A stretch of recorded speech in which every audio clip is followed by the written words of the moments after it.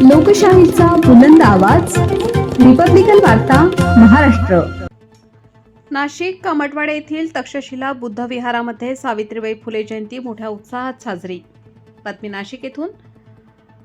नाशिक येथील तक्षशिला बुद्ध विहारमध्ये दिनांक 3 जानेवारी 2026 रोजी सायंकाळी 7 वाजता क्रांतिज्योती सावित्रीबाई फुले यांची जयंती मोठ्या उत्साहात साजरी करण्यात आली. कार्यक्रमाची सुरुवात बुद्ध वंदनेने झाली. त्यानंतर सावित्रीबाई फुले यांच्या प्रतिमेला पुष्पहार अर्पण करून दीपप्रज्वलन करण्यात आले. या कार्यक्रमात सोपान हॉस्पिटलच्या डॉक्टर व कर्मचाऱ्यांनी आरोग्यविषयक पथनाट्य सादर करून उपस्थितांना आरोग्याविषयी महत्त्वपूर्ण माहिती दिली. तसेच डॉक्टरांनी दैनंदिन जीवनात आरोग्याची काळजी कशी घ्यावी याबाबत मार्गदर्शन केले. यावेळी बनकर गुरुजी यांनी सावित्रीबाई फुले यांच्या जीवनावर आधारित बोधकथा सांगून उपस्थितांना प्रेरणा दिली. तसेच आशिष मोहिते यांनी सावित्रीबाई फुले यांच्या सामाजिक, शैक्षणिक व स्त्रीमुक्ती चळवळीतील कार्यावर सविस्तर माहिती दिली. कार्यक्रमात उपस्थित बालगोपालांनी सावित्रीबाई फुले यांच्या जीवनावर आधारित गीत सादर करून कार्यक्रमात रंगत आणली. तसेच मान्यवरांनी सावित्रीबाई फुले यांच्या विचारांवर आणि त्यांच्या कार्याच्या महत्त्वावर भाषण केले. यावेळी राजेंद्र मोहिते यांनी गीत सादर करून कार्यक्रमाची शोभा वाढवली. कार्यक्रमाच्या शेवटी सोपान हॉस्पिटलचे डॉक्टर व कर्मचारी यांचा तक्षशिला बुद्ध विहाराच्या वतीने सत्कार करण्यात आला. या कार्यक्रमास उपासक, उपासिका, महिला, युवक व बालगोपाल मोठ्या संख्येने उपस्थित होते. संपूर्ण कार्यक्रम यशस्वी करण्यासाठी तक्षशिला बुद्ध विहारचे कार्यकर्ते यांनी परिश्रम घेतले. योगा गुरु आमचे मोहिते सरांना मी विनंती करतो की त्यांनी विचारपीठाकडे यायचं आहे, कारण की त्यांच्या उपस्थितीमध्ये हा जो कार्यक्रम आपण करतोय त्या निमित्तानं आपल्याला गीताद्वारे ते आपल्या पुढे सादर करत आहेत. आताच आपण बघितलं पथनाट्याचा अर्थ आपल्या सर्वांना कळाला असेल की आपल्या शरीराची काळजी आपण कशी घ्यावी, आरोग्याचं आपण कसं काळजी घ्यायची त्याविषयी सोपान हॉस्पिटलच्या कर्मचाऱ्यांनी आपल्यापुढे एक पथनाट्य सादर केलं. खरोखरच हे सर्वांच्या फायद्याचं आणि हिताचं आहे. या सावित्रीबाई फुलेंच्या जयंतीनिमित्तानं भारत योग आलेला आहे आपल्याला बघायचा, की जेणेकरून आपल्याला पथनाट्य पण बघायला भेटलं. आता पूर्णपणे त्यांनी सविस्तरपणे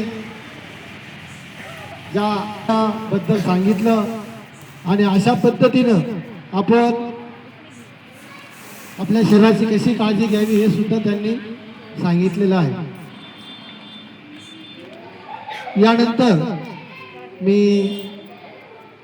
क्रांतिज्योती सावित्रीबाई फुले यांच्या जीवनावरती संदेश देणारे तथागत भगवान बुद्ध, परमपूज्य विश्वरत्न डॉक्टर बाबासाहेब आंबेडकर, छत्रपती शिवाजी महाराज, आरक्षणाचे जनक राजश्री शाहू महाराज या सर्व महापुरुषांच्या विचारांना, प्रतिभांना आणि स्मृतींना पहिल्यांदा त्रिवार अभिवादन करतो. आज आपल्याला सर्वांना माहिती आहे की 3 जानेवारी म्हणजे सावित्रीबाई फुले यांचा जन्मदिवस. सावित्रीबाई फुलेंचा जन्म 3 जानेवारी 1831 रोजी झाला. तर सावित्रीबाई फुले यांचं जे कार्य आहे ते आपल्या सर्वांना माहिती आहे की स्त्री शिक्षणासाठी त्यांनी पुढाकार घेतला. अशा काळामध्ये पुढाकार घेतला जेव्हा स्त्रियांची जबाबदारी फक्त चूल आणि मूल एवढीच होती. तो जो काळ होता त्या काळामध्ये स्त्रियांना बाहेर जाऊन शिक्षण घेण्याची अनुमती नाकारण्यात आली होती. स्त्रिया यांनी फक्त मूल सांभाळायचं आणि घर सांभाळायचं, एवढंच काम करायचं. असा तो 18व्या शतकाचा काळ होता. त्या काळामध्ये ब्राह्मण जो समाज आहे किंवा वर्णवादी जो व्यवस्था आहे त्या वर्णवादी व्यवस्थेने स्त्रियांवरती अनेक प्रकारच्या जे अत्याचार आहेत ते केले होते. या पुरोहितांनी किंवा त्या बरबटलेल्या समाजाने स्त्रियांचे सर्व अधिकार जे ते नाकारले होते.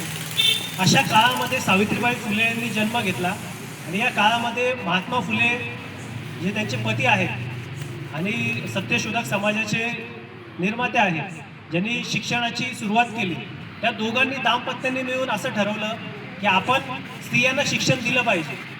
जेव्हा त्यांनी पुण्यामध्ये भिडेंच्या वाड्यामध्ये शाळा सुरू केली मुलींची पहिली, तेव्हा अक्षरशः त्यांच्यावरती शेणाचा मारा करण्यात आला, दगड धोंडे त्यांच्यावरती मारण्यात आले. तरीही महात्मा फुलेंनी ठरवलं की मी आज स्त्रियांना शिक्षण देण्याचं माझं जे कार्य आहे ते थांबवणार नाही. त्यांनी पहिल्यांदा आपल्या पत्नीला शिकवलं.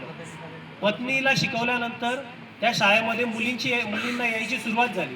ही सुरुवात झाल्यानंतर हळूहळू शिकता शिकता आज आपण बघतोय की मुली कुठे पोहोचल्या आहेत. आज 2025ची गोष्ट घ्या तुम्ही, मुलींनी अक्षरशः विश्वकप जिंकला. आज कुठे नाही आहेत महिला.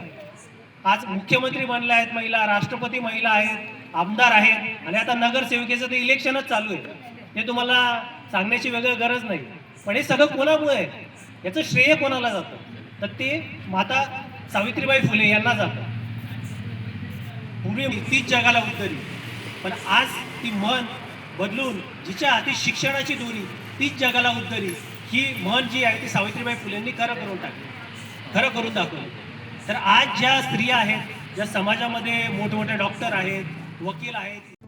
रिपब्लिकन वार्ता महाराष्ट्र न्यूज प्रतिनिधी विवेक बनकर, Nashik. Subscribe now and press the bell icon. Never miss an update.